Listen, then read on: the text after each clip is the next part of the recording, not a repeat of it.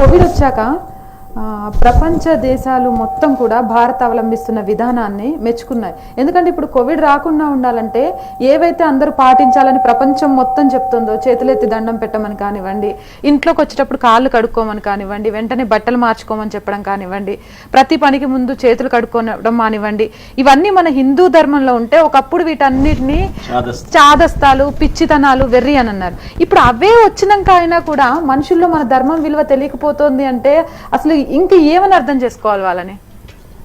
మనము మన ధర్మంలో ఏది ఛాందసంగా చెప్పం. ఛాందసంగా చెప్పడం అనే సంప్రదాయం మనకి లేనే లేదు. మనం విషయాన్ని చెప్తాము, ఇది ఆచరించు అని చెప్తారు. ఎందుకు అంటే ధర్మంలో ఉన్న ఒక్కొక్క విషయాన్ని చెప్పుకుంటూ వెళ్తే ఒక్క విషయం రీసెర్చ్ చేయడానికి మన జీవితం సరిపోతుంది. అన్ని విషయాలు ఉన్నాయి ధర్మంలో. కాబట్టి నాన్న ఇదిగో పెద్దలు ఇది చెప్పారు, ఇది ఋషివాక్యం, ఇది ఆప్తవాక్యం, దీన్ని ఆచరించుకుంటూ వెళ్ళు అని మనకి పూర్వీకులు ఏదేదైతే చెప్పారో మీకు చూడండి, అన్నీ కూడా మనకి మొదటి నుంచి ఇంట్లో మా చిన్నప్పుడు నాకు తెలుసు, మేము స్కూల్ నుంచి రాగానే స్కూల్ డ్రెస్ అర్జెంటుగా మార్చేసుకోవాలి.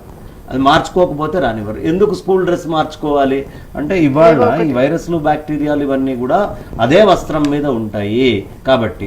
లేదు నువ్వు పొద్దున్నే లేచావు, అశౌచం, బాత్రూంలోకి వెళ్ళావు, అసలు బట్టలు వేసుకొని వెళ్ళకూడదు. మామూలుగా టవల్ ఏదో కట్టుకొని వెళ్ళి మళ్ళీ వచ్చి పక్కన పడేసి వేరే బట్టలు ఫ్రెష్ వేసుకొని తిరగాలి.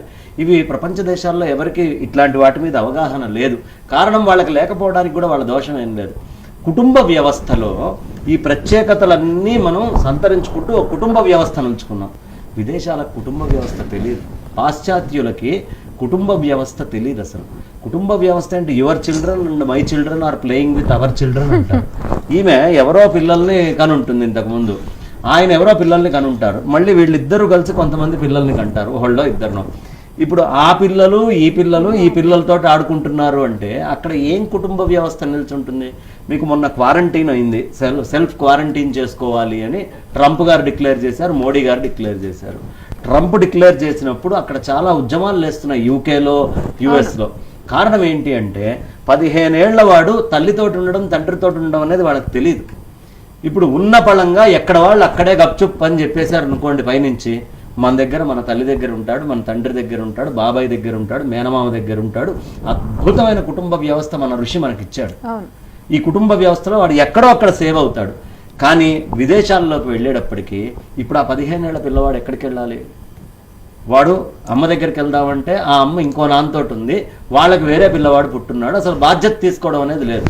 అంటే జంతువులు ఏ విధంగా అయితే జీవిస్తాయో, కొంత టైం కాగానే వదిలేసి వేటి పని అవి చూసుకుంటాయో, అదే విధమైన జీవన విధానం మనదేమో సంస్కరించబడినటువంటి జీవన విధానం. అందుకని చాలా మనం కాదు, పాశ్చాత్యులు పొగుడతారు, మన వివాహ వ్యవస్థని పొగుడతారు, మన కుటుంబ వ్యవస్థని పొగుడతారు, మన పద్ధతుల్ని ఇవాళ పొగట్టం కాదు. బ్రిటిషర్స్ ఇక్కడ వచ్చిన నాడే అనేక గ్రంథాల్లో వాళ్ళు పొగిడినటువంటి ఉన్నాయి మన సంస్కృతిని, మన సంప్రదాయాలని. లేనప్పుడు కుటుంబ వ్యవస్థ లేనటువంటి వాళ్ళ దగ్గర ఆచారాలు ఎలా కంటిన్యూ అవుతాయి? అంటే వాళ్ళు పొగిడినప్పుడు మన వాళ్ళు వాళ్ళ భాషనే చూసుంటారు కానీ వాళ్ళ పొగడ్తలను గుర్తుపెట్టుకోలేదు. అందుకే ఈ రోజు వాళ్ళు గుర్తిస్తారు. కానీ ఈ విషయాల్ని మనం జనాల్లోకి తీసుకొని వెళ్ళలేరు. మనది ఇంత గొప్ప సంస్కృతి అని నిజం చెప్తున్నాను. ఇవాళ మన సంస్కృతి గురించి తెలియని వాళ్ళు ఓ అమెరికాకో, ఓ ఆఫ్రికాకో, ఓ ఆస్ట్రేలియాకో, సౌదీకో, ఇంకో ప్రదేశాలకో కనుక మనం పంపిస్తే అప్పుడు అక్కడ వాళ్ళకి అర్థమవుతుంది మన జీవన విధానం ఏంటి, మనం ఎంత గొప్పగా ఇక్కడ జీవిస్తున్నాము, మన పూర్వీకులు మనకు ఎంత చేశారు అనేటటువంటి విషయాలు ఖచ్చితంగా విదేశాలకు వెళ్తే తెలుస్తాయి. అందుకనే ఇక్కడ ఉన్న వాళ్ళు హిందుత్వాన్ని పాటిస్తున్న దానికంటే కూడా ఇక్కడి నుంచి విదేశాలకు వెళ్ళిన వాళ్ళు రకరకాలైనటువంటి ఆచారాలు, సంప్రదాయాలు, పండగలు చాలా విశేషంగా జరుపుకుంటున్నారు. కారణం ఏంటంటే వాళ్ళు కోల్పోయింది ఏంటో వాళ్ళకి అర్థమైంది. ఇక్కడ ఆహార వ్యవస్థ అక్కడెక్కడా లేదు. ఇక్కడ ఉన్న ఆహార వ్యవస్థ ఎంత అద్భుతమైన ఆహార వ్యవస్థ. ఒక 4 నెలలకు 6 నెలల కుటుంబ వ్యవస్థ ఉంది కాబట్టి సామాను మనం పెట్టుకోగలం. తర్వాత సామాను లేని వాడికి లేకపోతే మనం ఇంట్లో కూర్చోం, మనం ఏదైనా ఇవ్వగలిగితే ఇచ్చి మనం తింటాం. ఈ సంప్రదాయం వాళ్ళకు ఉండదు. ఎవడికి వాడే యమునా విహారే అని ఎవరిష్టం వచ్చినట్టు వాళ్ళు తిరిగేది విదేశీ సంస్కృతి.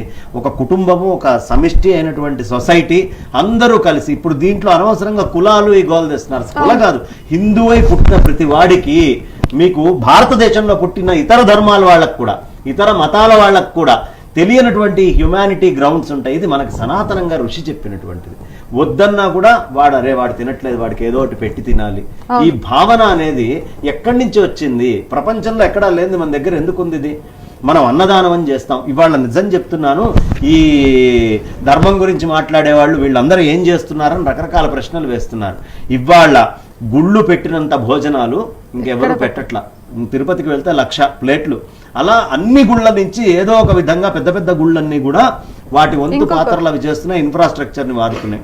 మఠాలన్నీ కూడా వాటి ఇన్ఫ్రాస్ట్రక్చర్లు వాడుతున్నాయి. శృంగేరి నుంచి 50,000 ప్లేట్ల భోజనం రోజు వాళ్ళు తయారు చేసి ఆ చుట్టుపక్కల మొత్తం ఇస్తూ ఉన్నారు.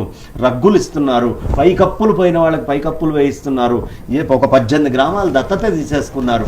కాబట్టి ఇక్కడ మఠాలు ధర్మాలు, నువ్వు ఎదుటివాడి కడుపు చూడు, అతిథి అయినటువంటి వాడి కడుపు చూడు, వాళ్ళు సుఖంగా ఉంటే నువ్వు సుఖంగా ఉంటావు.